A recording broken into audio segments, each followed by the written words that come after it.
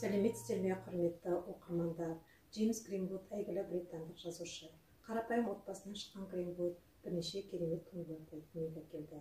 Маған да сізге де ерекше сезім сыйлаған Джеймс Гринвудтың өгей бала туындысы туралы айтқым келеді. Аты айтып тұрғандай, әңгімеде үйсіз-күйсіз жетім баланың басынан кешкен қиын күндері суреттелген.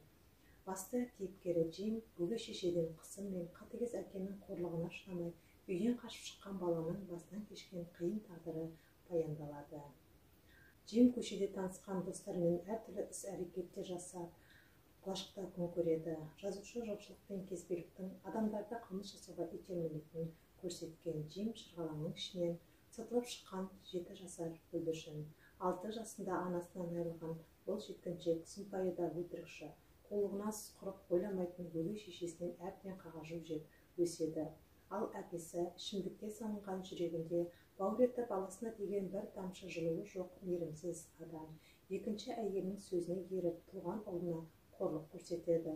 Өз ұлын еш аяусыз соққыға жығатын қандай жүрексіз әке.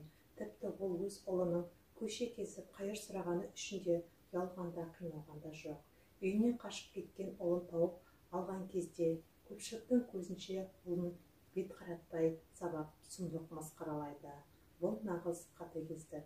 Жас жеткіншектің анасынан ерте айырылып, тасбауыр әкесіне қорлық көргені осы кітапты қолына алған кез келген оқырманның жүрегін ауыртпай қоймайды. Хикаяттың "Мен жетіммін" деп бастауының өзі қандай жан тебірентерлік. Үйінен қашып, жат ортада жүрген Джимнің ішкі жан дүниесіне әке мені іздеп тауып алса не істеймін? Ол мені аямай соғатыны анық. Үйге оралмағаным жақсы деген үрейі болады. Ол осылай өмір бойы әкесінен қорқып жүру үшін емес, бақытты болу үшін дүниеге келді емес пе? Жазушының кішкентай Джимді жақсы кейіпкер етіп шығуы оқырманға үлгі.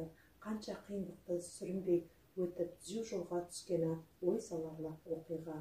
Туындымен танысқан оқырман бойындағы керексіз қасиеттердің ауылын аулаққа салып, Джим секілді ақылды әрі еңбекқор болуға тырысады деп ойлаймын. Жас баланың одан арғы тағдыры не болғаны жайлы осы кітаптан оқи аласыздар. Кітапханаға келіп кітап оқыңыздар.